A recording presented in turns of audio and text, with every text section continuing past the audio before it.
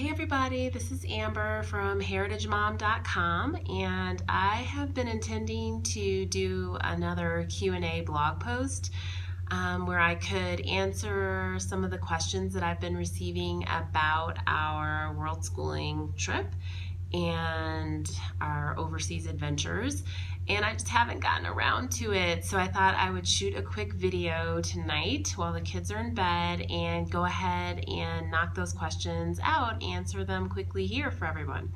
So without further ado, let's get going. One question I have is, are there brands of food in Bolivia that we'd recognize? And I would say not really, but a little bit. So there's one aisle, in maybe half an aisle really, in the grocery store, in the supermarket, that has imported products, and you can get a bag of Lay's potato chips, just the yellow bag, plain, Pringles, ramen noodles, and ragu spaghetti sauce. And you can usually find some type of American, like, cold cereal, boxed cereal, but what's available varies. So I've seen Frosted Flakes, Lucky Charms, Cinnamon Toast Crunch, and then a few random other things like Gerber baby food, which I don't need my kids' ages. But so there's a little bit, but for the most part, the brands are not recognizable. And there's very little processed food here. So if you want tomato soup, you gotta get some tomatoes and make some tomato soup. That's one of my kids' favorites. So I was like, oh, okay, that's different. And in the frozen food section, there is literally only meat. So no frozen pizzas, no burritos or frozen dinners or anything else that you might find at home in terms of convenience foods. So let's see, how do you buy your fruits, veggies, and meat? Well, you can get fruits and vegetables at the supermarket, but there's a small selection and the quality is not always super great. So we go to the weekly local market with vendors or caseras that we can, there's just rows and rows and rows of different vendors. So we try to build a relationship. We have tried to build a relationship with a couple of them and usually get our fruits and vegetables from those stands. The one we like the most is on Fridays. So Friday mornings, that's something that we do when we need produce, and we don't eat meat. So we don't buy that. But if I was going to, I've seen a lot of local butchers, and so I would get fresh meat from the butcher if I was going to buy that. Are there any familiar chain restaurants or shopping stores that we'd recognize? Very few. In some of the other cities in Bolivia, like when we went to visit in Santa Cruz, there was a Starbucks. I might have had a chai latte every day. And I saw more things. There was a Papa John's pizza there and things. But in La Paz, where we've been staying, the only things I've seen have been Burger King. There's no McDonald's here. There used to be, but I don't know what happened. There's not one anymore. So I've seen a Burger King. We didn't go in it.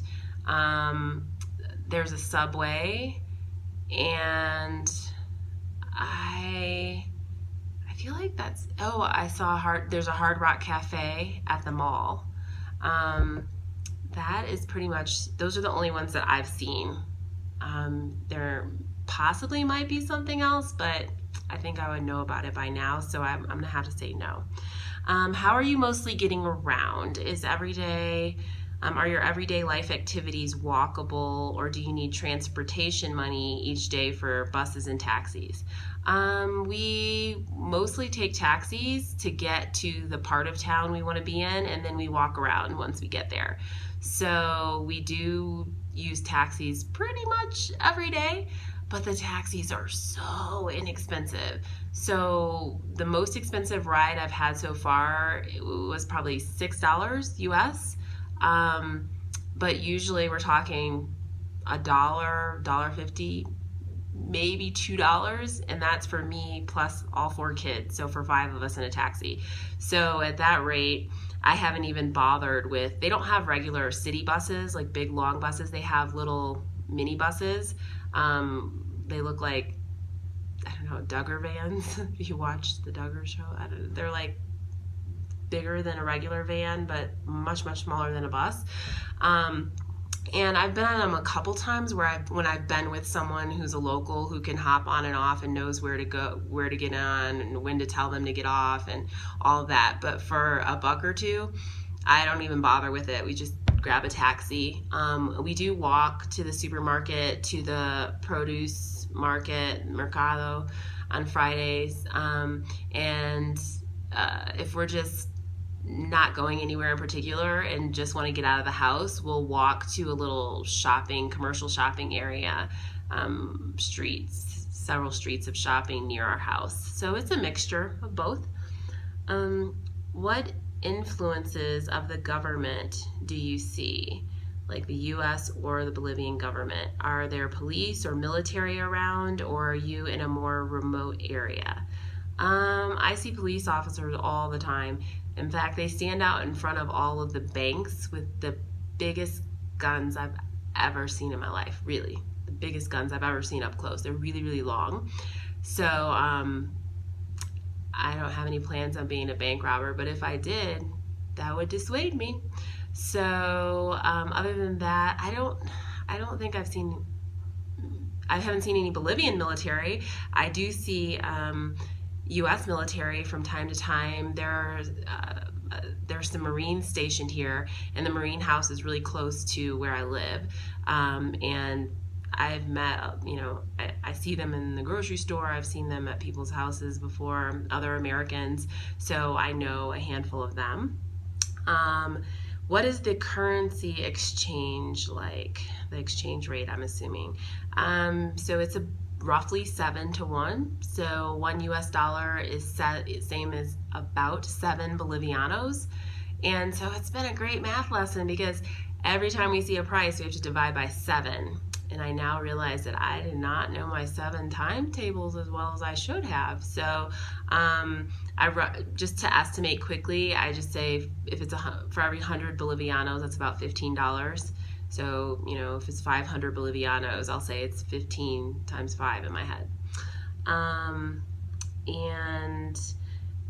in terms of how the exchange rate works here, or how I feel it, I would say it was really, really expensive to get here, but it's super inexpensive to be here. So, I can take myself and all 4 kids out for like a nice sit-down dinner, not a fancy high-end restaurant, but a nice sit-down restaurant, order off the menu type place, with good food, and spend $15 maybe.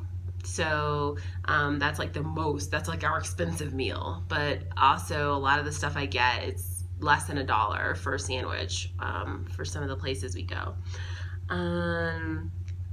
How do Bolivians celebrate Christmas, lights, decoration? Do they take time off of school and work?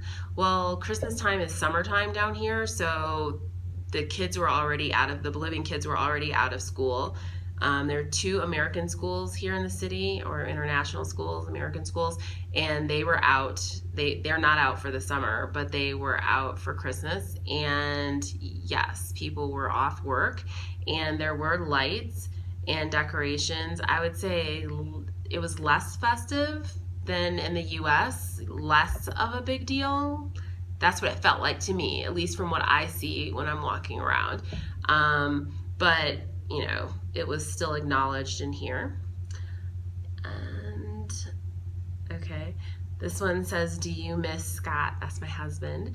And it says, you're a really independent, resourceful woman. You run your household like well-oiled machine. Thank you.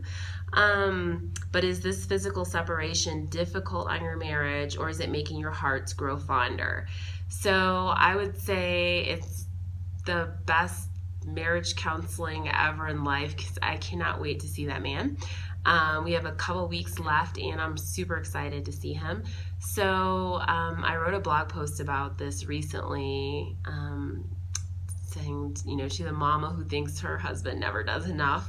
I think that's kind of where I was when I left on this trip. So I knew that I would miss him being gone with the kids for several months.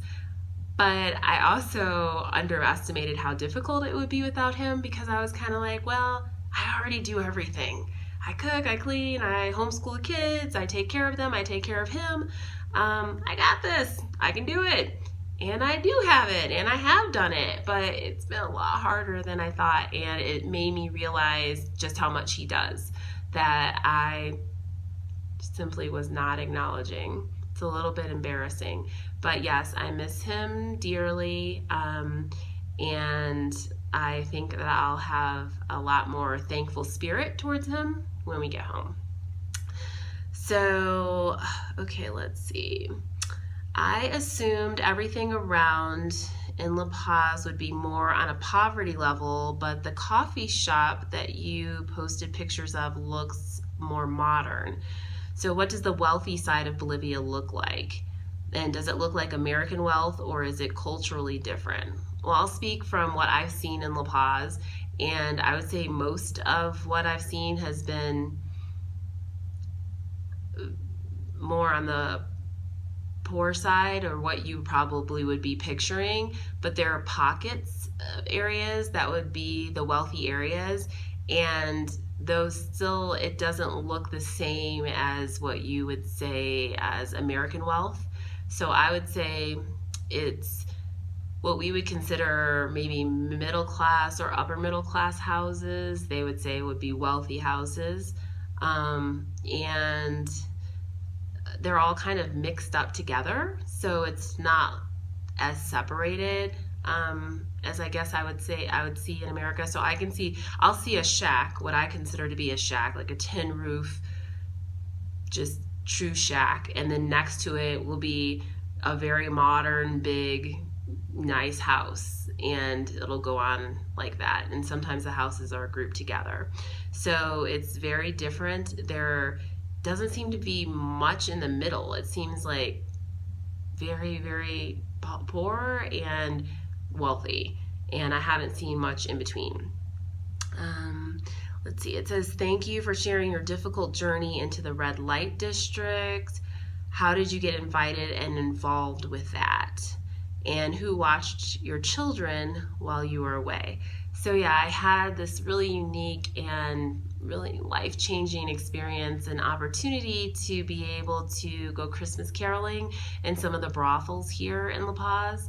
And I affectionately call her my sister wife, but the empleada, or housekeeper, maid, employee is the literal translation. I've gotten really close with her over the months that we've been here, and so far she's the only person that I've allowed to watch the kids. So she had them that night that I was there. I definitely didn't have them with me. That was funny. And how did you get involved to do that? So I met someone who's American, who's from the Atlanta area, Atlanta, Georgia area where I live, and she's been here in La Paz for 16 years. Her and her husband are here. They have 4 boys, and they were all born here. And I connected with her on Facebook, and I was just perusing her Facebook page one day, and I saw that she worked for a nonprofit called Word Made Flesh, Bolivia, and I went to their website, and I spent, I was intending just, I don't know, I was being a little nosy. I just wanted to see what they did, and I thought I'd be on there for a minute, and I ended up staying on the website for an hour, and I was just drawn into their mission and the heart that they have for the women who are working in prostitution and sex trade here in La Paz. And so I just sent her an email, and I said, these are the things I'm good at. These are the skills I have. Can those be used in any way with your organization? I would love to volunteer while I'm here. And she said yes. And so I've done some other things, and I'm actually doing some more things for them this week. So just whatever she asked of me that was available and willing to do. And that Christmas caroling opportunity was one of those things. And okay, so this is asking, she's asking, what homeschool curriculum do you use, and did you bring all of your curriculum and supplies to Bolivia with you? So I follow the principles of Charlotte Mason, and this year I'm using the Alviary curriculum from the Charlotte Mason Institute. And if you read my blog, you'll know that I always am going to tweak every curriculum because I want to make sure that there is a really good, healthy dose of ethnicity or representation of brown people in my curriculum and in the books my kids are reading and the people that they study. So that's my base curriculum, and then I add to it. And no, I did not bring all of it down here. So I have reading. I read to the children every day. They read aloud to me, the ones I have that are able to read. For writing, they're writing a travel journal and postcards, which we haven't mailed yet. Sorry to all my friends back home.